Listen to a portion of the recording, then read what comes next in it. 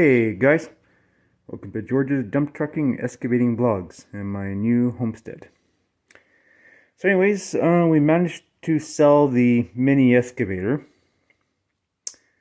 and I was a real hard one to do.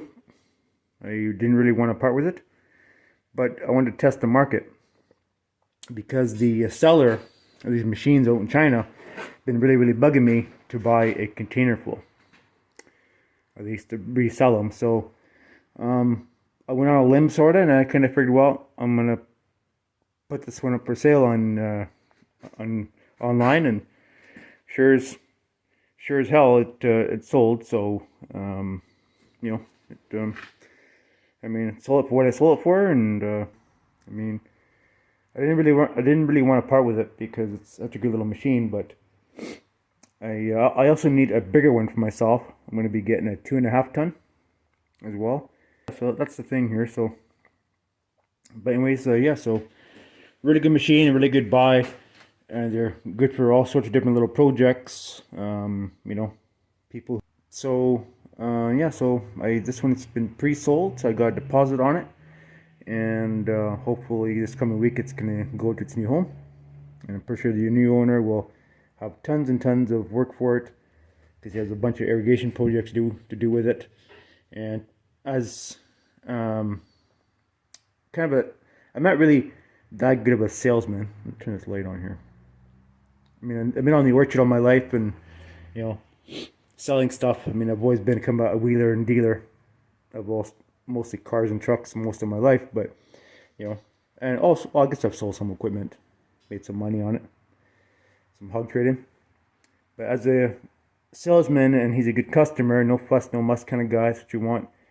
I'm going to be giving him another bucket. I ordered one just like that, identical, but he's going to take this one, he's going to modify it and make it to a small little trenching bucket. And I said, well, I'll get you one free of charge, I'll give it to you.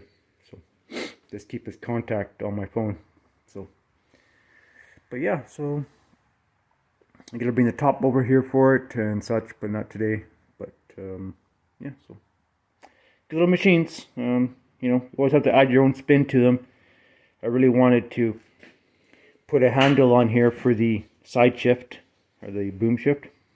So the swing, I really wanted to put a lever on there because it's kind of because this model here doesn't come with the lockout hydraulics. The more modern machines do. I kind of emphasize that with the lecture.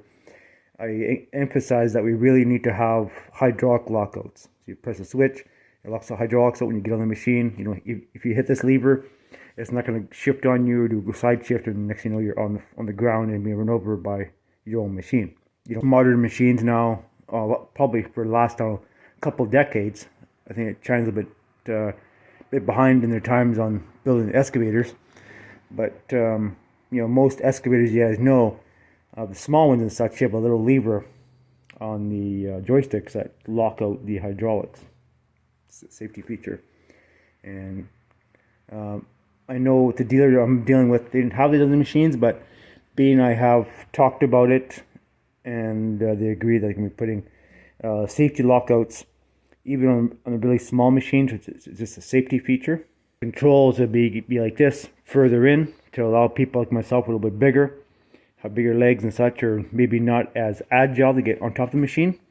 This will give you enough space to come in, right? Just little selling points.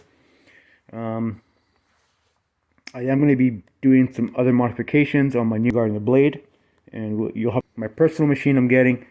You'll be seeing modifications that the dealer will see, the manufacturer will see, and then they will upgrade those machines to those which I've done. And they've already been implementing already guards on the cylinders, similar to what I've done. So they've seen that, and even the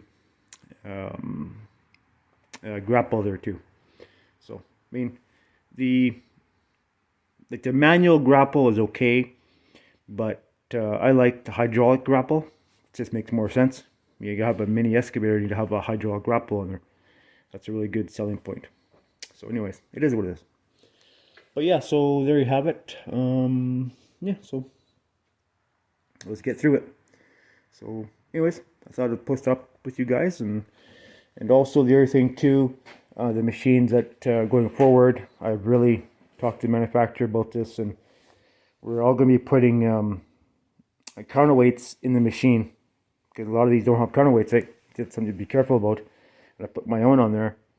But going forward, all the machines you bring in, they're all going to have counterweights in them.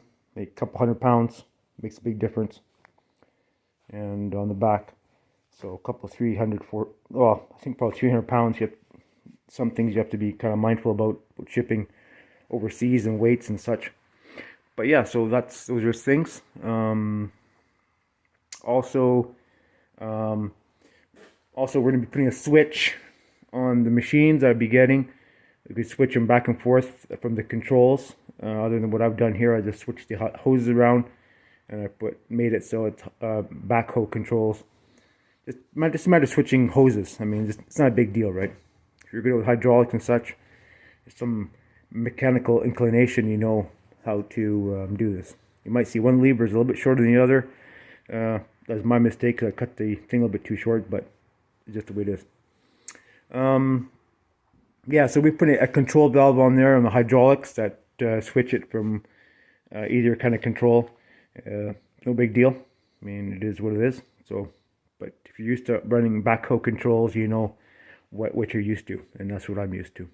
So, at work, I switch the controls back and forth all the time, and the controller lever is starting to get loose, sloppy, because most of the guys I work with are used to John Deere controls. I don't know what the hell, but I mean, I'm used to what I'm used to, so I'm always changing the control valve back and forth to what I like to run at.